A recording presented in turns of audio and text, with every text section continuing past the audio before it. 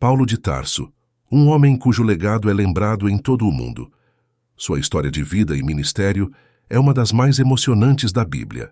Sendo assim, neste vídeo vamos conhecer um pouquinho mais sobre este grande homem. Como foi sua conversão, seu ministério, suas viagens missionárias, sua morte e as lições preciosas que podemos aprender com esse apóstolo de Cristo chamado Paulo. Antes de se converter ao cristianismo e se tornar apóstolo, ele era conhecido como Saulo de Tarso. Saulo nasceu em Tarso, uma cidade da província romana da Cilícia, atual Turquia, por volta do ano 5 depois de Cristo. Ele veio de uma família judaica e era um fariseu, um dos grupos religiosos mais exigentes e respeitados do judaísmo naquela época. Imagine a jornada de um homem que, de perseguidor fervoroso que consentia arduamente com a morte dos seguidores de Jesus, transformou-se no pilar da fé que hoje conhecemos.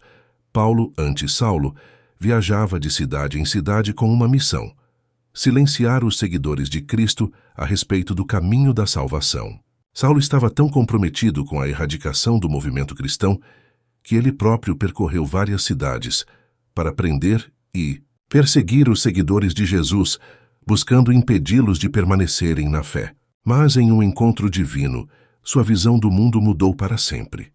Em uma ocasião, Saulo recebeu autorização dos principais sacerdotes para ir a Damasco, onde havia seguidores de Jesus. Sua missão era prender esses cristãos e trazê-los a Jerusalém para serem julgados.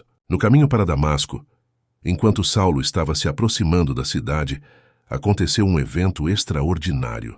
De repente, uma luz brilhante do céu o cercou e ele caiu ao chão.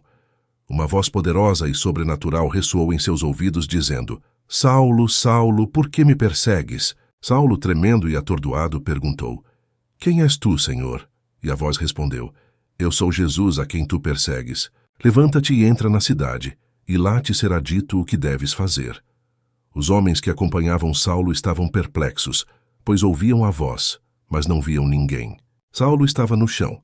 Seus olhos estavam abertos, mas ele não conseguia ver. Então, os homens o conduziram pela mão até Damasco.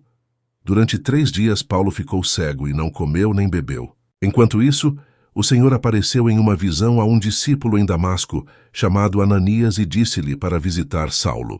Ananias sentiu muito medo, pois sabia quem era esse Saulo.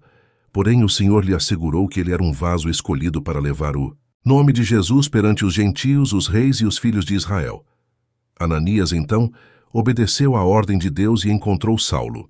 Ele orou por ele, e algo como escamas caiu dos olhos de Saulo, e ele recuperou a visão, sendo batizado e cheio do Espírito Santo imediatamente. A partir de então, Paulo, nome que teria desde esse momento, transformou-se em um fervoroso seguidor de Jesus e um pregador do Evangelho, anunciando a mensagem de amor e salvação em Jesus Cristo, tornando-se um dos principais responsáveis pela disseminação do Evangelho em todo o mundo antigo. Por causa do Evangelho, Paulo foi preso e martirizado em Roma durante o reinado do imperador Nero. Acredita-se que ele foi decapitado por sua fé em Cristo. Contudo, vemos que o apóstolo Paulo não tinha sua vida por preciosa, mas o que ele almejava era cumprir com alegria a carreira e o ministério, a qual Deus lhe havia confiado.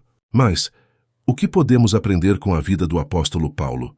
A vida de Paulo nos lembra que a graça de Deus é poderosa e transformadora. De perseguidor de cristãos a apóstolo, sua conversão na estrada para Damasco destaca o poder da graça divina em mudar corações e vidas. Aprendemos também que há um propósito na adversidade, pois Paulo suscita muitas dificuldades e perseguições ao longo de seu ministério, incluindo prisões, apedrejamentos e naufrágios.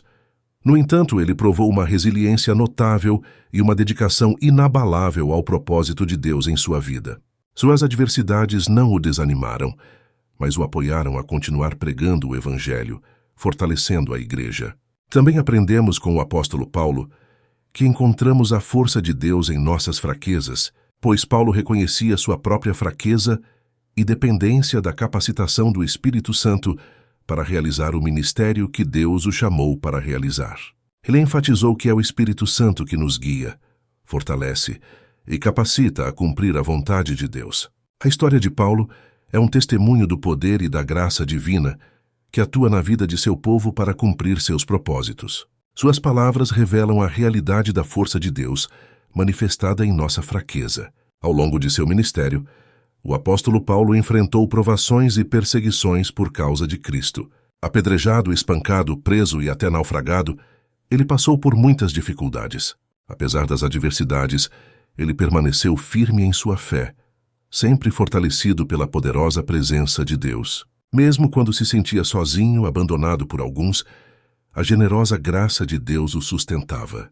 Aprendemos com isso que mesmo que estejamos enfrentando todo tipo de provação, perseguição ou dificuldade, a palavra de Deus estará ativa em nosso favor.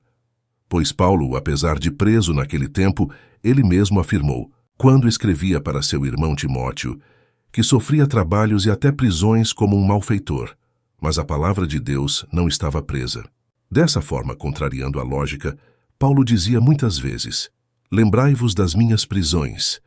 Durante sua prisão em Roma, Paulo ganhou muitas pessoas para Cristo, inclusive seus próprios perseguidores, fazendo o mesmo a escrever aos Filipenses. Os santos vos saúdam, especialmente os da casa de César. Através do seu sofrimento, os filhos de Deus podem testemunhar e colher muitos frutos para a glória de Deus. Esses ensinamentos nos mostram que nada acontece por acaso em nossas vidas, pois num cenário de total isolamento, o apóstolo Paulo começou a escrever cartas, e essas cartas são verdadeiros tesouros ainda hoje como Efésios, Filipenses, Colossenses e Filemão. Essas epístolas têm sido luzeiros a brilhar para milhões de pessoas em todo o mundo. São cartas inspiradas pelo Espírito de Deus que têm edificado a Igreja, consolado o rebanho de Cristo e sido instrumentos para levar tantos outros aos pés do Salvador. Aprendemos que não precisamos nos desesperar no vale da dor, pois nosso Deus é especialista em transformar nossos sofrimentos em portas, de saída e entrada para o Evangelho de Cristo.